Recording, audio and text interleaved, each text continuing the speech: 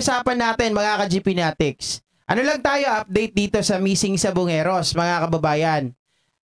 Kilala nyo ba kung sino itong pulis na ito, mga kababayan, na di umano ay hitman ni atong ang pulis na, abogado pa. Mga kababayan, ito ay lumabas ng panahon po ng tawag dito, panahon po ng investigasyon na itong si Senator Bato de la Rosa, mga kababayan, ng 2021. At atin pong kilalanin kung sino, di umano, mga kababayan, ang hitman ni atong ang. Ayon po dito kay Jose Patidongan. Ay, sorry, kay Julie Patidongan, mga kababayan. Si Jose pala kapatid niya. Okay?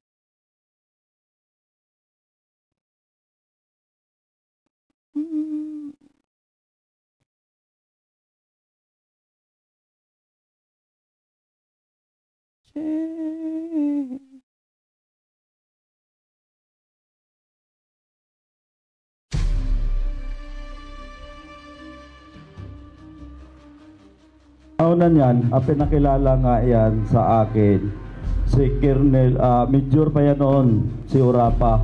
Pinakilala sa akin ni Colonel Malinaw. Doon nagsimula ang lahat ng mga pangyayari. Sila rin po ba yung police officers na involved sa ambush kay Arvin Manguiat noong 2021, sir? Yes, ang involved dyan, yung team leader na si Lieutenant Colonel Urapa. Attorney na siya ngayon. Pinagmamayabang niya pa nga sa akin, sir, kaya nga ako nag-attorney para kaya ko dipinsahan yung sarili ko. Itong mga pulis na to, sila ang kumukuha ng mga missing sabongero galing sa farm. Sila ang nagdadala doon sa Taalik. Sila rin yung kumukuha ng mga drug lord. Grabe, mga ka-GP Natics, ano? Meron pa, syempre, meron pang kabuuan yan.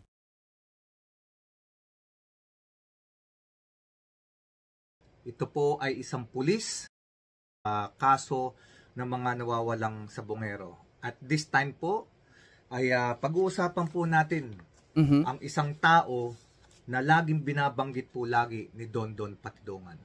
Ito po ay isang pulis at isang abogado rin. Nasangkot po sa sinasabi ni Dondon o alias Totoy, nasangkot po sa mga pagdukot, paglikida, pagpatay, at isa po siyang main player daw, sabi po ni Dondon Patidongan. Sa tuwing i-interviewin po itong si Dondon Patidongan o si alias Totoy, lagi po niya sinasabi ang pangalan ng taong ito. At ito po ay isang pulis na mayroon pong katungkulan.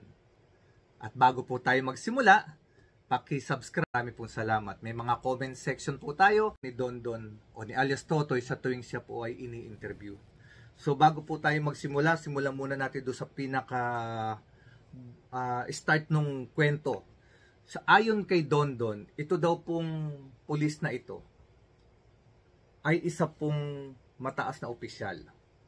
Siya po ay isa sa mga tumatanggap ng 2 million pesos per month. At hindi po ito Malaki yun, ha? Basta-basta pulis. Siya po ay isang pulis na nasa background lagi. Kumbaga, pagdating sa dilim, naiiba ang kanyang anyo. Sa mata ng tao, siya ay isang magiting na pulis. Pero pag sumapit na ang kadiliman, ay sabi nga natin, ibig sabihin ba, double agent ba itong si Urapa? Dondon o ni alias Totoy, nagbabago po ang anyo ng taong. Aswang. Bago po ang lahat, ay thank you very much sa mga nag-subscribe na. Nakita ko po, meron na pong pagdukot, pagpapahirap, pagtorture, o pagpananakot sa mga sabongero na nawala. Meron pa nga akong kwento o sinabi itong si Totoy na ito pong pulis na ito ay madalas kasama po siya sa pagkuha ng mga sabongero para takutin. Mga grupo ito na kinukuha nila, tatakutin, ngunit madalas daw po ay nauuwi sa pagpatay. Ayon po kay Dondon. Ito raw pong taong ito ay aktual na kumikilos para siguraduhin na ang bawat pagkilos ng grupo ay pulido. Oo. Kumbaga, itong taong ito, kumbaga siya yung pinaka nag-o-observe o nagsusupervise sa mga gagawain para siguraduhin niya na walang loophole yung kanilang gagawain o operasyon sa araw o sa gabi na yun. Sa bawat pagdukot nga daw po o pagkuha at pagpapatahimik sa mga mandaraya sa sabong. Sinisiguro ng taong ito na maayos na madidispatcha at malinis at sisiguraduhin na walang bakas na naiiwan o walang sablay. Kumbaga, perpekto. Sisiguraduhin niya na itong gagawain nila sa araw na iyon ay malinis. Walang bakas. Sabi ni Ernie Larino, pulis sa araw, killer sa gabi. Pulis ng kadiliman yan, halang ang kaluluwa niyan, demonyong pulis, sabi ni Jesse Parasi Apno. O ayan, mga kababayan, ano? Talagang matindi to, mga ka-GP Natics, yung binabanggit dito. Ito naman ay nagbabase lamang tayo sa kanila pong sinasabi ni alias Totoy, mga ka-GP Natics. Na kanyang pahayag, bakit kasi itong taong ito, na ito po ay isang abogado, si Attorney Orapa, isa ring pulis, bakit lagi nababanggit ang kanyang pangalan ni alias Totoy? Sabi ng iba, baka naman ay may nakaalitan lang ni alias Totoy, bakit ito nababanggit? Pero subalit, iba rin po ang bersyon, mga kababayan, ng mga nakakakilala dito. Iba rin ang bersyon, mga ka-GP Natics, nung nakikita natin. Kaya nga po, ipinaparinig natin ngayon ang update dito, mga kababayan, at gusto lang natin kilalanin ang isa sa mga main player na sinasabi na hitman daw di umano ni atong ang ayon kay alias Totoy. Kahit na sila'y masisilip sa kanilang kalokohan. At ang taong ito po ay papangalanan niya. At actually, hindi naman na po siguro lingid ito sa inyo doon sa iba dyan na madalas sumusubaybay na naririnig nyo na ang pangalang ito. Wala pong iba kundi ito po ay si Lieutenant Colonel Ryan J. Orapa. Si Lieutenant Colonel Ryan J. Orapa, isa po siyang abogado rin. Pumasa po siya sa abogasya noong 2023. So, hindi siya basta-basta, mga kamista. Bukod sa mataas ang kanyang katungkulan, may alam din siya sa batas. Kaya, kumbaga, kung lahat ng kwento ni Dondon ay totoo tungkol sa taong ito, hindi ito basta-bastang tao lamang. Bukod sa mga saranggo niya at sa pagiging abogado niya, kaya niyang laruin ang batas dahil sa mga naiintindihan niya. Alam niya kung paano niya ito iiwasan, yung kanyang mga nagagawang kamalian, alam niya kung paano niya ilulusot. Dahil po, nag-aral po siya ng abogasya at hindi lang mo siya nag-aral, kundi isa po ay isang pasado. Naku, alam naman natin, mga kababayan, di ba? Ang isang abogado, ayon sa akin sa akin at sa aking lolo, mga kababayan, ang abogado talaga, isang dakilang sinungaling. Di ba? Kaya kasi nilang baliktarin ang tama, pwedeng gawing mali, pwedeng gawing tama. Isa po siyang abogado noong 2023. Isang opisyal din po ito na halos may access sa lahat ng impormasyon na makakatulong sa kanila. Ma'am Arsenes, para makaiwas sa huli. Siyempre, kung ikaw ay isang opisyal, siyempre may mga kaibigan ka dyan, mga kamista. Kumbaga kasi, ang mga hindi lang naman mga sundalo ang tumatawag na mista mo. Basta ikaw gumraduate ka ng PMA, o yung mga ibang opisyal dyan, kahit hindi naman graduate ng PMA, tumatawag din silang mista. Pero mas madalas sa mga pulis, ang tawag nila BOC. Yung mga tawagan nila yan. So anyway, mga kamista, dahil po sa koneksyon, kasama sa trabaho, nagiging protection din po nila ito. Siyempre, kung ikaw may ginagawang kamalian o kalokohan, madali mo natutunugan kung ano yung Ma'am Norma Reyes. Kung matutunugan mo kagad na, uy, merong pala na nag-iimbestiga sa ganitong pangyayari. So maglalaylo kayo or medyo didistansya kayo or iiwas kayo or magagawaan ninyo ng paraan kung paano kayo makakalusot. Yun ang advantage ng taong ito. Siya ay isang mataas na opisyal ng pulis at siya ay abogado. Itong opisyal na ito ay may mataas na katungkulan at ginagamit po niya ito. Ginagamit niya ang kanyang uniforme at ang kanyang rango sa katarantaduhan. Sa halip na maglingkod po siya sa mamamayan, ay kabaligtaran po ang kanyang ginagawa. Kaya nga po sa umpisa pa lang nabanggit natin, itong opisyal na ito na naka-uniforme na ang tingin sa kanya ng mga tao ay isang mahusay, magaling na pulis. Ngunit pag dumilim na po, naiiba po ang kanyang Nagbabalat kayo. Hindi na po siya nakasuot ng uniforme. Nagtatransform. Siguro ay isang uniforme na. Isang madilim at nakakatakot na uniforme na ang kanyang suot siguro. Siya rin po ay tinuturo ni Dondon na tagatumba ng mga tao. So, ibig sabihin po mga kamista, sinasabi dito sa testimonya kasi ni Dondon, hindi lamang siya basta opisyal eh. Hindi siya yung opisyal na nag-uutos lang. He made sure that everything goes well. Na halimbawa, may iniutos sa gabing ito na dapat kayong kunin, dukutin, itumba, sinisiguro niya na mangyayari iyon. At minsan nga daw po, ay siya pa rin ang nagtatrabaho para magtumba. Hindi natin alam kung paanong paraan, pero sa testimonya po ni Totoy ay kanyang sinabi na ito raw pong si Lieutenant Colonel Ryan J. Orapa ay trigger din. Siya rin po minsan ang nagtutumba sa mga tao. So, hindi raw po ito kasi nagdadalawang isip ang taong ito. Sa according kay Totoy, sa kanyang pahayag, hindi siya nagdadalawang isip. Oras na may ibinigay sa kanyang utos, yung mataas na kanyang amo sa sindikato, ito raw po ay hindi nagdadalawang isip tuwing may iuutos sa kanya. Wala nang tanong-tanong pa, basta susunod na lang siya. Habang marami tayong mga kababayan ang naging biktima ng mga nawawalang sabungero, mga kamista. Nagdadalamhati at hirap na hirap para humanap ng hustisya. Ito pong si Lieutenant Colonel Ryan J. Orapa ay patuloy lamang po sa kanyang buhay. Nakatago sa kanyang uniforme, nakatago sa kanyang rango. Grabe rin mga paratong nito. Pero may kasabihan po tayo mga kamista. Oo. Hindi lahat ng lihim Sundalo po ito ay hindi nabubulgar.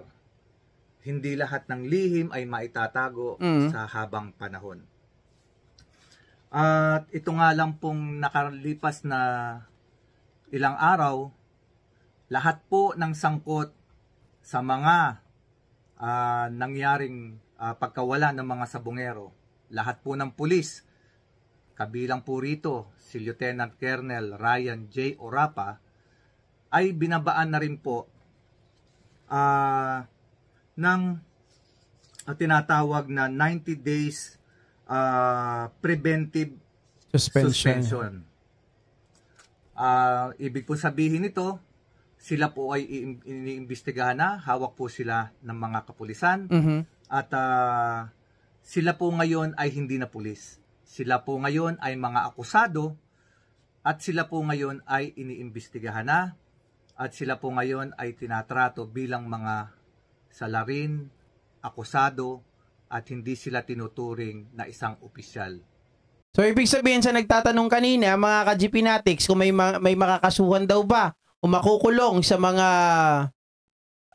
dito po sa missing sabungero case, dito pa lang, nakikita na natin may kahihinatnan kasi merong mga iniimbestigahan. Unlike before, nung nag-iimbestiga itong sila Bato de la Rosa, mga kababayan, kita nyo lahat po ng identified di umano nila ay hindi po na wala man lang kaso na isinampa o pinail sa kanila. Yung iba, meron man, pero lahat po ito, mga kababayan, ay nakapiyansa kasi nga hindi naman tumutuloy yung nasabing kaso. Pero ngayon, mga ka-GP Natics, itong mga pulis na ito na pinatutungkulan itong si Julie Patidongan ay hindi na po, sila po ay may 90 days suspension. Diba? So, ibig sabihin, may hakbang na ginagawa, may progreso po ang ating pamahalaan para sa mga taong ito. Hindi kagaya po noon. Ito pong pagkakabulgar na ito, sinasabi nga ho natin na hindi lahat ng pagkakataon ay makakalusot ka sa iyong katarantaduhan o kalokohan, na ang lahat ng yung ginagawang mali ay hindi mabubuko o masisiwalat.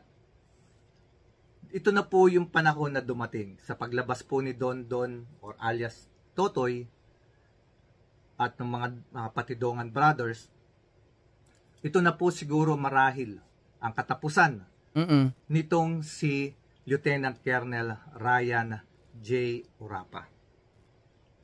At dito po nga sa mga nangyaring ito, marahil siyempre habang nasa suspension ka, siyempre alam nyo naman, pag ikaw ay sa mga pulis kasi, pag ikaw nalagay ka na sa preventive suspension, Oo. araw-araw ng buhay mo dyan, kinakalkal ka na. Talagang lahat ng mga ginawa mong kalokohan, katarantaduhan ay inuusisa na. At nakamatsyag ang mga tao. Kaya po, sa pagkakataong ito, si Lieutenant Colonel Ryan J. Orapa ay hindi na po siya ngayon isang opisyal o abogado kung titingnan ng mga kapwa niya pulis o mga investigador. Abogado pa rin kasi hindi pa naman nadidisbar. Siguro hindi na tinitingnan bilang kabaro or book ng kapwa mga pulis, 'di ba? Pero abogado pa rin siya, mga kababayan. Hindi ko lang alam, syempre kung kung tumatanggap pa ba siya ng tinatawag po nating mga kliyente, 'di ba? Bilang habang siya po ay suspended, 'di ba? Pansamantalang nasuspende ng within 90 days. Tapos, isa na siyang akusado, isa na siya sa mga iniimbestigahan.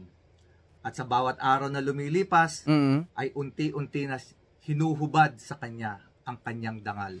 Ang dangal ng kanyang uniforme ay tinanggal na po sa kanya. Mararamdaman na niya kung ano ang pressure ngayon sa mga ginawa nilang mga kalokohan, sa mga ginawa nilang pagkakamali. Sabi nga po, ito raw pong si Lieutenant Colonel Ryan J. Orapa ay may pagkaasal hayop. Dahil talagang he made sure that everything is dead. Hindi siya basta-basta nag-uutos lamang. Kasama siya sa mga nagpapahirap, Verdugo, no? Sa mga dinukot, kasama rin siya sa mga pumatay. According kay Don Don alias Totoy Patidongan, siya rin daw po ay gumagawa ng pagpatay. So kaya mga kamista, isa lang ang ating reaction dito sa mga nangyaring ito sa kay Lieutenant Colonel Ryan J. Orapa. Siguro sa mga panahong ito, siyempre, ang kanyang pamilya ang pinakamalaking apektado sa nangyari ngayon. Dahil, mga kamista, ang kanyang asawa, kung siya man ay may anak, ang kanyang mga kapatid, mga pamangkin, lalong-lalo na ang kanyang mga magulang, kung buhay pa ang kanyang mga magulang. Sa tingin ko po, sila sa mga oras na ito ay hindi nila maintindihan kung ano ang kanilang magiging reaksyon o pakiramdam. Dahil siyempre, mga kamista, ang kanilang anak na nag-aral, nakapasa, naging opisyal, umabot sa posisyon na Lieutenant Colonel, at naging abogado pa, pumasa sa bar noong 2023, ay isa na ngayong akusado sa isa sa pinaka kontrobersyal na crime na nangyari sa Pilipinas. Siyempre po, ang mga kapamilya ni Lieutenant Colonel Ryan J. Orapa sa tuwing lalabas, sa tingin niyo po ba sila ay nakakatingin ng diretso sa kanilang mga kapitbahay, sa kanilang mga kaibigan? Kasi po, hindi po basta-basta itong pinasok ni Lieutenant Colonel Orapa. Ito po ay magbibigay ng napakasakit na pakiramdam. Kaya nga, lagi nating sinasabi mga kababayan, ang isang tao, di ba, dapat kailangan isaalang-alang muna mag-isip ng 100 beses bago mo pasukin ang isang bagay. Dahil alam naman natin ang mga consequences na pwedeng mangyari sa mga gagawin mong desisyon. Isang pagkakamali, pamilya mo po ang sigurado na tatamaan. Not unless, mga ka-GPnatics, na sasabihin mo, huwag kang mag-alala. Patuloy naman, may poprotekta sa atin. Nandyan pa naman yung matataas na tao sa gobyerno na nagtatakip sa atin. Walang ganon, mga kababayan. Maaring sa ngayon, natatakpan ka. Maaring sa ngayon, hindi nabubulgar ang mga bagay-bagay pabor pa sa inyo. 'Di ba? Kasi parang binibigyan pa kayo ng pagkakataon na magbago. Pero kapag halimbawa dumating na ang pagkakataon para singilin kayo ng langit, singilin kayo ng ating batas, mga kababayan, lahat po ng inyong lihim, lahat po ng inyong iniiwasan, lahat po yan ay maglalabasan. Lahat po ng kahihiyan ay tatamasain ng hindi lang po ng inyong sarili, subalit ng inyong pamilya. Kagaya nga po ng sinasabi nila, ay maaaring hindi na ito nakakatingin ng diretsyo sa mga tao. Sa kanyang buong pamilya. Napakadilim. Ma'am Leticia. Tawag dito, napakadilim na ano yung ano ba tawag doon mga kamista, napakadilim na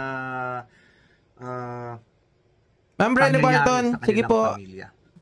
Sleep tight. Kasi po, siyempre, ipinagmamalaki nila ang kanilang tito, ang kanilang kuya, ang kanilang tatay, ang kanyang asawa, ang kanilang anak. Pero sa panahong ito, hindi na po nila ito magagawa. Hindi na nila kayang ipagmalaki siguro ang isang anak na katulad ni Lieutenant Colonel J. Urapa. Yan ang kasabihan na nasa huli, ang pagsisisi. Yari! Diba, mga kababayan? Magsisi ka man, huli na, kailangan mo na itong pagdusahan. Kailangan mo nang tanggapin ang katotohanan na nagkamali ka sa buhay at dapat mo po ito na pagdusahan. Diba? Ganun lamang yun eh. Pero, sa isang banda mga kamista, lagi pa rin po nating tatandaan. Kung ito man pong mga kwento o mga testimonya ni Dondon o ni alias Totoy, Ma'am Jennifer Espejo, talaga pong maraming masusuklam dito kay Lieutenant Colonel Urapa. Ngunit wala pong makapagsasabi sa ating lahat kung ang lahat po ng testimonya ni Dondon ay totoo. Yan lang lagi kong sinasabi, mga kababayan. Maaari din na ako naniniwala na mas mataas ang porsyento ng sinasabi ni Dondon ay totoo. Pero mayroon din itong mga itinatago. Meron pang mga bagay, mga kababayan, na talagang kasi katulad niyan, nababanggit nyo kanina, si Sir Odileno na tayo nagsabi, may itinatago itong si Julie Patidongan. At tuwing magsasalita ito, lagi niyang inililigtas yung kanyang sarili. Parang sa tingin ko, mga kababayan, ay gusto niyang hindi siya maisabit or maparusahan sa mga pangyayaring ito. Okay?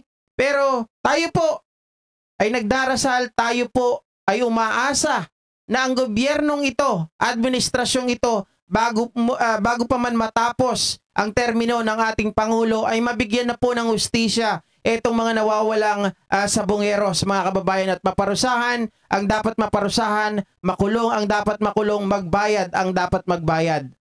Ganun lamang, mga ka-GPnatics, at abangan po natin ang mga susunod na pangyayari dahil pakiwari ko ay sinasabi po ng House of Representatives na sila po ay mag-iimbestiga hinggil po sa koneksyon ng EJK at ng missing sabongeros. Hanggang dito na lamang, mga kababayan, at magandang hapon po sa inyong lahat. Ay, magandang umaga pa lang pala.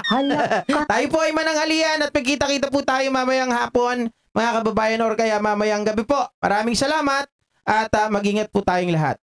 Thank you so much sa lahat po ng naririto. Salamat sa lahat ng mga nag-like. Sa mga hindi pa po nag-subscribe sa channel natin, mga kababayan, please don't forget to subscribe this channel at isama nyo na rin po yung Go Philippines 2.0, mga kababayan, mga ka-GPnatics. At maraming salamat. Saka ako na pala i-plug yung ano natin, yung yung touring van natin. Maraming salamat.